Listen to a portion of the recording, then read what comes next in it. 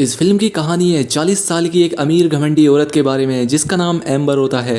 Amber को अपने पैसों पर बड़ा घमंड था, लेकिन एक दिन एक एक्सीडेंट के चलते वो अपने नौकर के साथ एक सुनसान आइलैंड पर फंस जाती है। अब इसके बाद इन दोनों के बीच उस आइलैंड पर और क्या क्या होता है जानने के लिए बने रहिए इस वीडियो के आखिर तक। तो कहानी की शुरुआत होती है एम्बर नाम की एक बहुत ही ज्यादा घमंडी औरत को दिखाते हुए। उसे अपने पति की दौलत पर बड़ा घमंड था, इतना कि उसकी चाल ढाल उसकी बोलचाल में भी घमंड साफ झलकता था। अब एक दिन एम्बर, उसका हस्बैंड और उनके बाकी के साथी अपने एक प्राइवेट प्लेन से एक बीच के लिए रवाना होते हैं। अब यहाँ पर कैप्टन उन सभी का वेलकम करता है, लेकिन एम्बर तो अपने घमंड में चूर थी, वो उस पर ध्यान ही नहीं देती और सीधी अंदर चली जाती है। इसके बाद हम उस शिप पर माइक नाम के एक आदमी को भी देखते हैं जो कि वहाँ पर क्लीनिंग का काम किया करता था। उसे एम्बर कुछ खास पसंद नहीं आई क्योंकि उसने यहाँ आते ही सबको ऑर्डर देना शुरू कर दिया था। इसके बाद माइक उसके सामान को लेकर उसके पीछे जाता है और जब वो वापस आने लगता है तो एम्बर उसे रोक के कहती है कि क्या इस शिप में जिम है, जिस पर वो उससे मना करता है। लेकिन कुछ देर के बाद वो उसे कार्डियो साइकिल ला कर देता है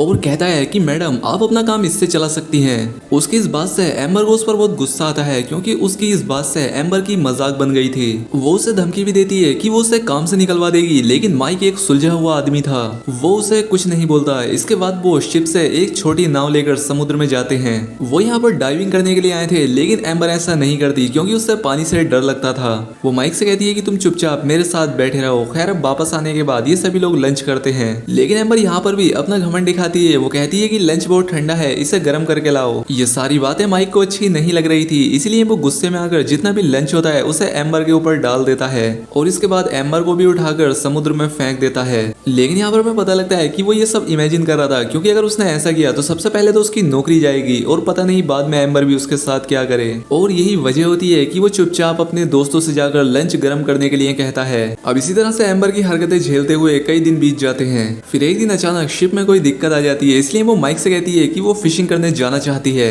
वो एम्बर से कहता है कि देखो मैडम, ऐसा करना ठीक नहीं होगा क्योंकि मौसम खराब होता हुआ दिख रहा है और ऐसे में कुछ भी हो सकता है। लेकिन एम्बर तो घमंडी थी, वो उसकी बात नहीं मानती। वो कहती है कि मुझे एक छोटी सी बोट चाहिए जिस पर हम बैठकर दूर जाकर फिशिंग करेंगे। और अब इसीलिए माइक को एक छोटी सी बोट का इंतजाम करना पड़ता है जिसमें वो एम्बर को लेकर दूर फिशिंग करने के लिए जाने लगते हैं, जहाँ पर कि इन्हें कुछ मछलियां मिल सकती हैं। लेकिन इन दोनों को इस बात का बिल्कुल भी अंदाजा नहीं था कि आगे इनके साथ क्या होने वाला है। अब आखिरकार ये लोग उस जगह पर पहुंच जाते हैं जहाँ पर माइक को लगता है कि यहाँ पर मछलियां मिल सकती हैं। लेकिन एम्बर कहती है कि नहीं, मुझे और आगे जाना है। इसलिए माइक फिर से बोट स्टार्ट करता है, लेकिन बोट स्टार्ट ही नहीं होती। खैर कुछ देर तक कोशिश करने के बाद माइक को पता लगता है कि इसमें तो पेट्रोल ही खत्म हो चुका है। ये बात जब एम्बर को पता लगती है तो वो बहुत गुस्सा हो जाती है। वो माइक पर चिल्लाती है। अब वैसे यार इसमें गलती तो माइक की ही थी, क्योंकि वो इसमें 50 रुपए का पेट्रोल डलवा कर लाएगा तो ऐसा तो होगा ही। लेकिन माइक कहता है कि इसमें मेरी गलती नहीं है, इसमें तुम्हारी गलती है। मैंने तुमसे पहले ही कहा था कि मुझे कुछ भी ठीक नहीं लग रहा है, लेकिन तुमने मेरी बात नहीं सुनी। यहाँ पर एम्बर चुप होने का नाम ही नहीं ले रही थी, इसलिए माइक को खुद ही चुप होना पड़ता है और एक जगह जाकर बैठ जाता है। खैर कुछ देर के बाद जब एम्बर का गुस्सा ठंडा होता है तो माइक उससे कहता है कि हमारे पास यहाँ से जाने का कोई रास्ता नहीं है सिवाय के किसी शिप का इंतजार करने के। और अब इसीलिए ये दोनों उसी बोट पर बैठ जाते हैं क्योंकि इनके पास अब इंतजार करने के अलावा दूसरा कोई रास्ता नहीं था। अब ऐसे करते करते रात हो जाती है और उसके बाद सुबह भी, लेकिन उनकी बोट के पास से कोई भी शिप नहीं गुजरता। इसी तरह से अब इन लोगों को यहाँ पर 6 दिन बीत जाते हैं और अभी भी इनके पास किसी की मदद नहीं पहुंची थी। परेशान होकर एम्बर मदद के लिए जोर जोर से चिल्लाने लगती है, लेकिन उसकी आवाज सुनने वाला यहाँ था कौन। तभी एम्बर की नजर बोट में पड़ी एक गन पर पड़ती है। उसे लगा कि शायद वो एक फ्लेयर गन है। एम्बर उसे चलाने वाली होती है कि माइक उसे रोकते हुए कहता है कि लाओ इसे मुझे दो, ये कोई फ्लेयर गन नहीं है बल्कि असली है। गलती से अगर इसे चलाते वक्त ये तुम्हें लग गई तो इससे तुम भी निपट सकती हो। एम्बर माइक को वो गन नहीं देती, जिस वजह से इन दोनों में छीना झपटी होने लगती है और तभी वो गन चल जाती है जो कि उनकी बोट के एयरबैग में लगती है, जिससे कि नाव के एक तरफ की एयरबैग की पूरी हवा निकल जाती है। इन दोनों की किस्मत अच्छी रहती है, इसलिए इन्हें पास में एक किनारा दिख जाता है। वो फटाफट तैरते हुए उस किनारे तक पहुंचते हैं। माइक यहाँ पर पता लगाने के लिए जाता है कि आखिर ये जगह कौन सी है, लेकिन काफी देर तक खोजबीन करने के बाद भी उसे इस जगह पर कोई भी दिखाई नहीं देता। उसे पता लगता है कि ये तो एक सुनसान आइलैंड है और इस जगह पर इन दोनों के अलावा और कोई भी नहीं है। दूसरी तरफ एम्बर को माइक पर गुस्सा आ रहा था। वो माइक से कहती है कि सिर्फ तुम्हारी ही वजह से मैं इस आइलैंड पर फंस गई हूँ, एक बार मुझे घर जाने दो, उसके बाद मैं अपने वकील के साथ मिलकर तुम्हारी खटिया खड़ी कर दूंगी। अब यहाँ पर माइक भी इस बात को समझ जाता है कि इस सुनसान आइलैंड पर और तो कोई आने वाला है नहीं, इसलिए वो एम्बर से कहता है कि तुम मेरा जो उखाड़ना चाहती हो उखाड़ लेना। इसके बाद ये दोनों अपने अपने रास्ते चले जाते हैं। माइक को जल्द ही उस आइलैंड पर एक टूटी फूटी झोपड़ी मिल जाती है और आसपास में पड़ी हुई एक कोल्ड ड्रिंक की बोतल भी मिलती है, क्योंकि इनसे पहले शायद यहाँ पर कोई वेकेशन के लिए आया होगा जिसने ये छोड़ दी होगी। माइक जल्द ही वहाँ पर फिशिंग करने के लिए अपने हथियार तैयार करने लगता है। इसके बाद वो समुद्र में जाकर मछलियाँ पकड़ कर लाता है और उन्हें आग में भूनकर बड़े ही मजे से खाने लगता है। दूसरी तरफ एम्बर को उसे मजे करते हुए देखकर काफी जलन हो रही थी। उसने भी उस आइलैंड पर खाना ढूंढने की काफी कोशिश की, लेकिन उसके हाथ सिर्फ रेत और यहाँ के पत्थर ही लगे। इसके बाद वो माइक के पास जाती है और उससे खाने के लिए मछलियाँ मांगने लगती है, लेकिन माइक उसे खाने के लिए एक भी मछली नहीं देता। एम्बर उससे कहती है कि तुम मेरे लिए मछलियां पकड़ कर ले आओ, बदले में तुम्हें जितने भी पैसे चाहिए मैं तुम्हें दूंगी। लेकिन माइक उसे साफ मना कर देता है कि अगर तुझे यहाँ पर खाना है तो खुद पकड़ कर ला मछलियां, और मैं वैसे भी तेरे बाप का नौकर नहीं हूँ, अब से मैं तेरा मालिक हूँ और तू मेरी गुलाम। अगर तुम्हें खाने के लिए सच में ही कुछ चाहिए तो उसके लिए तुम्हें मेरी सेवा करनी पड़ेगी। इतना कहने के बाद वो एम्बर को अपने सारे कपड़े धोने के लिए दे देता है। अब क्योंकि एम्बर के पास कोई रास्ता नहीं था, इसलिए वो माइक के कपड़े धोने लगती है और बदले में माइक उसे खाने के लिए मछलियां देता है। अब यहाँ पर तो माइक की लाइफ बहुत ही अच्छी तरह से सेट होने लगी थी। वो सिर्फ मछलियां मार के लाता, उन्हें खाता और दिन भर धूप सेका करता था। बाकी मछली पकाने से लेकर कपड़े धोने तक का सारा काम एम्बर ही किया करती थी। दरअसल माइक भी अपने साथ हुए शिप पर गलत बर्ताव का एम्बर से बदला ले रहा था। अब इसी तरह से कई दिन गुजर जाते हैं और एम्बर को ढूंढने के लिए अभी तक कोई भी नहीं आया था। दूसरी तरफ माइक को भी एम्बर काफी पसंद आने लगी थी। वो दिन भर उसकी खूबसूरती को निहारता रहता था। उसके मन में एम्बर को लेकर ख्याल आने लगते हैं, इसीलिए वो अपने उन ख्यालों को पूरा करने के लिए एम्बर के साथ जबरदस्ती करने की कोशिश करता है।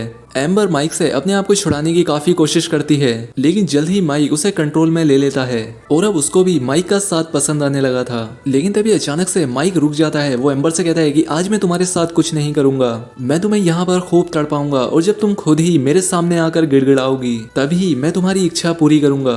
और इतना कहकर वो वहाँ से चला जाता है। अब क्योंकि माइक ने भी एम्बर को पूरी तरह से सेड्यूस करके उसे छोड़ दिया था, इसलिए एम्बर को रात में नींद नहीं आती। वो सुबह में माइक के पास जाती है और उससे रिक्वेस्ट करती है कि प्लीज तुम मुझे और मत तड़पाओ। और अब इसीलिए माइक को भी एम्बर पर तरस आ जाता है और इसके बाद ये दोनों एक दूसरे के करीब आ जाते हैं। अब माइक के साथ साथ एम्बर को भी यहाँ पर काफी अच्छा लगने लगा था। वो सुबह होने पर आराम से मछलियां पकड़कर खाया करते थे और रात होने पर एक दूसरे के पास आराम से लेटकर बातें किया करते थे। अब ऐसे ही यहाँ पर कुछ समय बीतने के बाद एम्बर माइक से कहती है कि आई लव यू। एम्बर की बात सुनकर माइक चौंक जाता है। वो उससे कहता है कि अगर तुम मेरे साथ इस आइलैंड पर ना फंसी होती तो तुम ऐसा कभी नहीं करती। क्या तुम भूल गई कि तुमने शिप पर मेरे साथ कैसा बर्ताव किया था? जिस पर एम्बर कहती है तब मेरा मूड काफी खराब था, क्योंकि मेरा हस्बैंड मुझे खुश नहीं कर पाता था और इन्हीं सब बातों को लेकर मैं इतना फ्रस्ट्रेट रहा करती थी। और अब जब मुझे तुम्हारा साथ मिला है तब मुझे ये एहसास हुआ है कि मैं तुम्हारे साथ ज्यादा कंफर्टेबल हूँ। अब उसके मुंह से ये बातें सुनकर माइक काफी खुश हो जाता है और एक बार फिर से ये दोनों एक दूसरे के काफी करीब आ जाते हैं। अब इन दोनों के दिन यहाँ पर और भी अच्छे बीतने लगे थे। ये दोनों काफी प्यार से यहाँ पर रहा करते थे और दिन रात यहाँ पर मजे किया करते थे।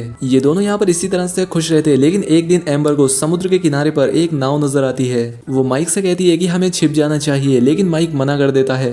एम्बर कहती है कि मुझे वापस नहीं जाना है, मैं यहीं पर तुम्हारे साथ बहुत खुश हूँ। जिस पर माइक उसे समझाते हुए कहता है कि देखो मैं भी तुमसे उतना ही प्यार करता हूँ, लेकिन हम सारी जिंदगी तो इस आइलैंड पर नहीं बिता सकते। एक बार हम घर पर पहुंच जाएं तो हम दोनों कहीं दूर भाग जाएंगे। इसीलिए एम्बर उसकी बात मानकर क्रूज शिप पर चली जाती है और उसके पीछे पीछे माइक भी। वापस जाने के बाद एम्बर का हस्बैंड माइक को उसकी देखभाल करने के लिए उससे थैंक यू बोलता है। लेकिन इस बेचारे को कोई आइडिया नहीं था कि बीते हुए दिनों में इसकी बीवी और माइक ने उस आइलैंड पर क्या क्या कारनामे किए थे। माइक भी यहाँ पर एक छोटी सी स्माइल करके यहाँ से चला जाता है और एम्बर का हस्बैंड एम्बर को लेकर अपने होटल की तरफ। अब एम्बर को हर वक्त माइक की याद सता रही थी और दूसरी तरफ माइक भी एम्बर के लिए एक रिंग खरीदता है। इसके बाद माइक एम्बर के होटल में फोन लगाता है, जहाँ पर एम्बर माइक से कहती है कि तुम्हारा जो भी प्लान होगा मैं उसे एक्सेप्ट करने के लिए तैयार हूँ, तुम बस होटल के रिसेप्शन में मेरे लिए एक लेटर छोड़ देना। और उसी रात माइक एक लेटर लिखकर उसे होटल के रिसेप्शनिस्ट को दे देता है। उस लेटर में ये लिखा होता है कि कल सुबह 10 बजे क्रूज शिप पर वो उसका इंतजार करेगा और ये दोनों अफगानिस्तान भाग जाएंगे। सुबह रिसेप्शन पर एम्बर का हस्बैंड आ जाता है और उसकी नजर एम्बर के लिए रखे खत पर पड़ती है।